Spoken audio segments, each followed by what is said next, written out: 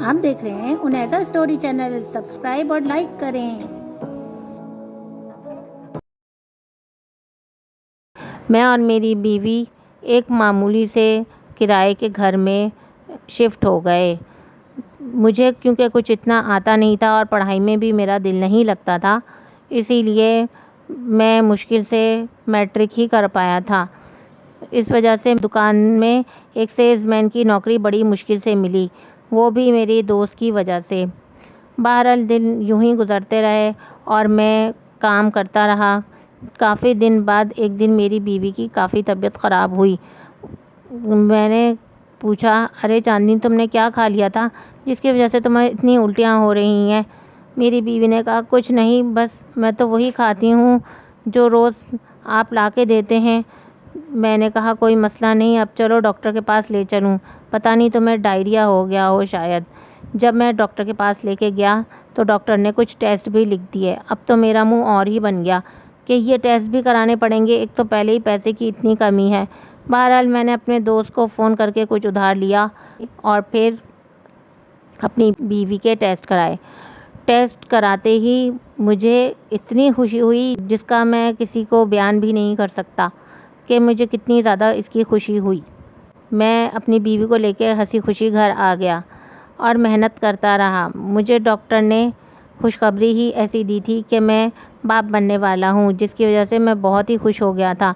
میں نے سوچا میں اپنے گھر والوں کو جب بتاؤں گا جب ہماری اولاد ہو جائے گی۔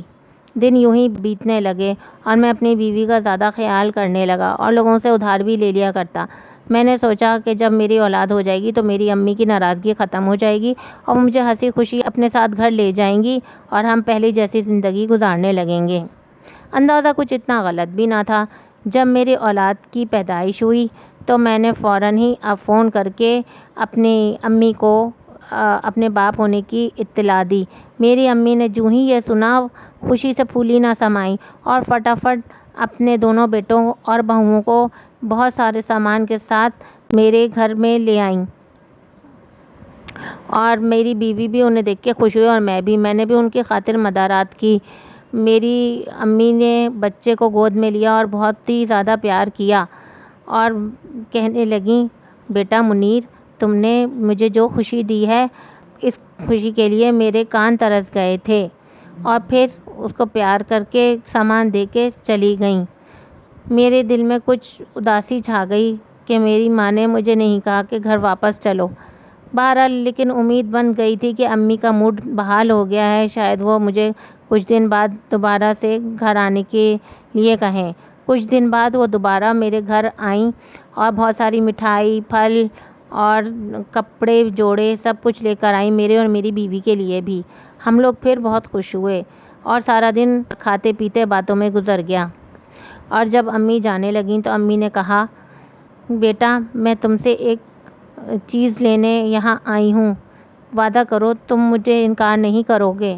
میں نے خوشی سے کہا، جی امی آپ مجھے بتائیں آپ کو کیا چاہیے، وعدہ تو نہیں کرتا لیکن کوشش ضرور کروں گا۔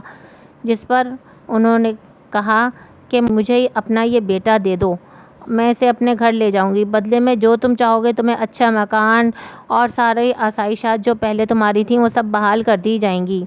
یہ سننا تھا کہ میری بیوی انتہائی غصے میں آ گئی